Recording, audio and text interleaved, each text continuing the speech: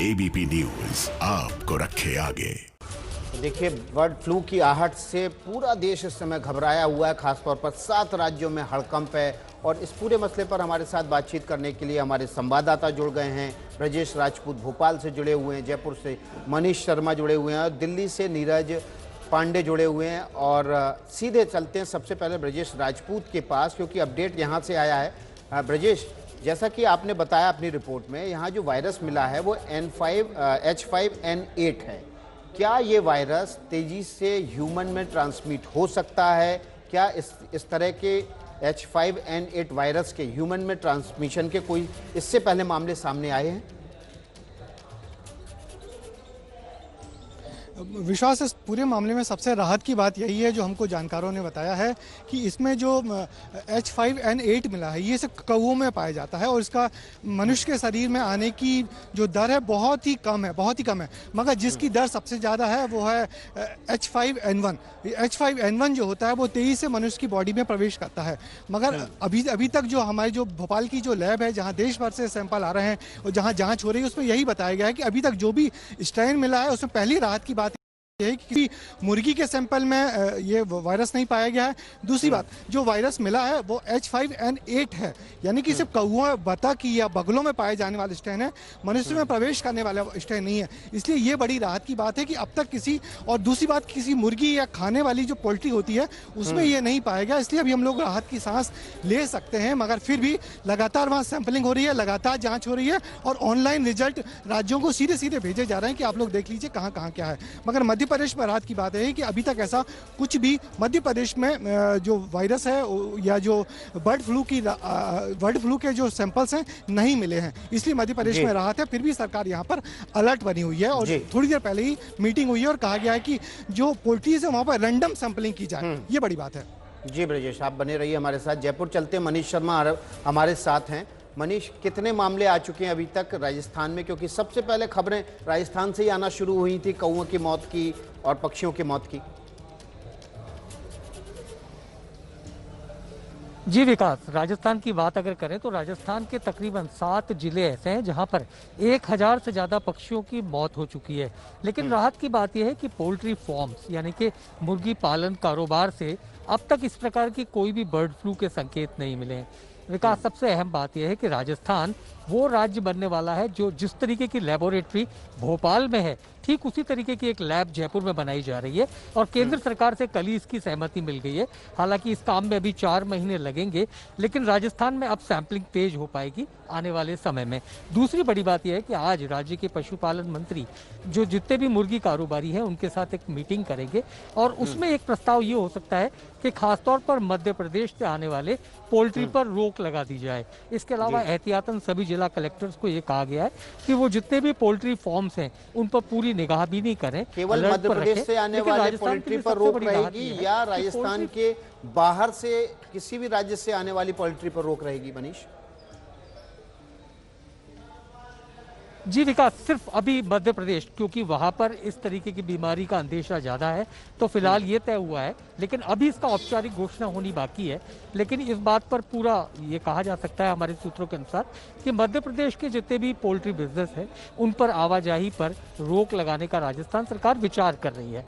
क्या होगा ये तो बैठक के बाद तय होगा, लेकिन चूंकि मध्य प्रदेश में संक्रमण काफी तेजी से फैला, हालांकि कहा यह जा रहा है कि मध्य प्रदेश में ये संक्रमण राजस्थान के झालावाड़ और बारां से पहुंचा, लेकिन ये बातें सब अपनी अलग जगह हैं। राजस्थान के लिए राहत की बात है कि पोल्ट्री फार्म पर अब तक असर नहीं आया है। अब तक 1000 से ज्यादा परिंदों की मौत हो चुकी है, पक्षियों की, और जिसमें रामगंज मंडी में कुल 30 मुर्गियां मरी हुई मिली हैं। उनके सैंपल भेजे गए हैं, लेकिन क्या वो बर्ड फ्लू से मरी हैं या कोई और वजह है, इसकी पुष्टि होनी बाकी है। जी मनीष, बड़ी बात कह रहे हैं कि आप मुर्गियों की मौत हुई है, लेकिन उनमें बर्ड फ्लू है या नहीं इसकी पुष्टि होना बाकी है। और अगर यहाँ पर बर्ड फ्लू मिलता है तो खतरे की घंटी बज जाएगी, क्योंकि पोल्ट्री के करीब मानवीय संपर्क में होते हैं, मानव संपर्क होता है और वहाँ से मानव में ये ट्रांसमिट हो सकता है, संक्रमण फैल सकता है। नीरज पांडे का रुख कर लेते हैं। दिल्ली में सेटअप लग गया है, कंट्रोल रूम बना दिया गया है बर्ड फ्लू पर नज़र रखने के लिए। नीरज, किस तरह से नज़र रखी जाएगी? क्या कोई दिशा निर्देश तैयार किए गए हैं राज्यों को देने के लिए? कौन कौन अफसर हैं जो जिम्मेदारी पर लगाए गए हैं?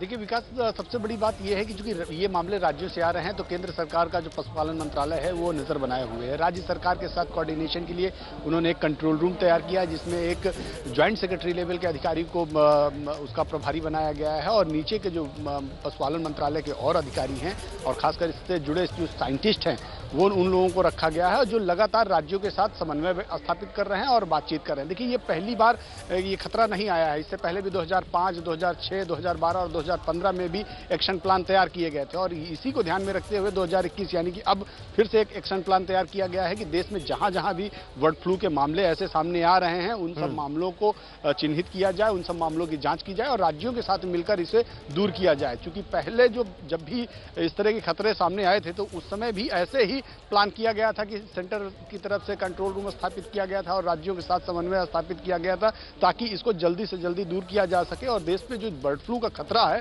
जो खासकर अभी 4 राज्यों पर खतरा मंडरा रहा है उसको जल्द से जल्द कंट्रोल किया खतरे पर। लेकिन एक खबर हम दिखा रहे हैं आपको बर्ड फ्लू से जुड़ी हुई, किस तरह से देश में 7 राज्यों में पक्षियों की मौत के बाद और 4 राज्यों में बर्ड फ्लू की पुष्टि होने के बाद हड़कंप मचा हुआ है। इस मसले पर हम बातचीत कर रहे हैं, लगातार खबर दिखा रहे हैं। हमारे साथ जबलपुर से डॉक्टर अंजू नायक जुड़ गई हैं जो वेटनरी माइक्रोबायोलॉजिस्ट हैं। सीधे उनका रुख करते हैं। डॉक्टर अंजू, आपका बहुत बहुत स्वागत है।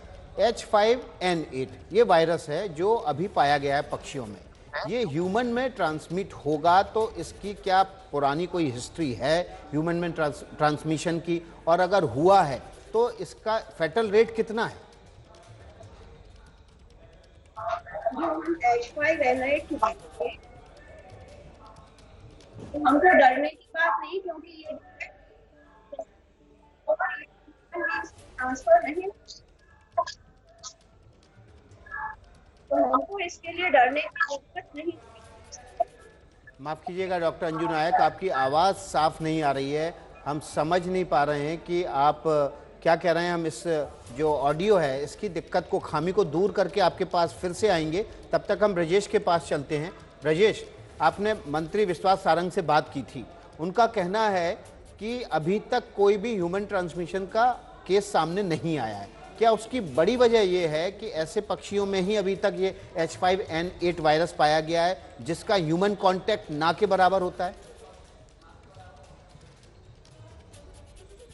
बिल्कुल विकास, आपने सही बात की कि अब तक जो पक्षी हैं जिनमें ये वायरस मिला है वो वही हैं जिनका ह्यूमन से कोई ताल्लुकात नहीं रहा है। मगर जो पोल्ट्री है यानी कि जो मुर्गी पालन से जुड़ी चीज़ें होती हैं जो मनुष्य या हम सब लोग खाते हैं, तो उसमें अभी तक ये वायरस नहीं मिला है। यदि उसमें वायरस मिलेगा तो निश्चित ही ये गंभीर बात होगी कि फिर उस पोल्ट्री को चूँकि ह्यूमन हम लोग अपना ग्रहण करते हैं, जिसके चलते फिर वो वायरस फैलने की गुंजाइश काफ़ी बढ़ जाती है।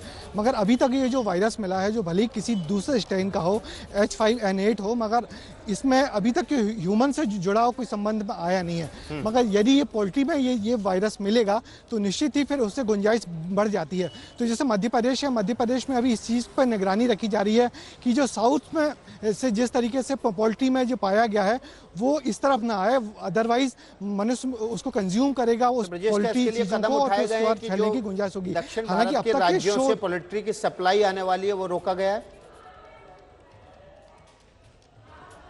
अभी रोकने की बात तो सीधी सीधी नहीं कही है, मगर निगरानी की बात बीच में रोकूंगा, माफ कीजिएगा।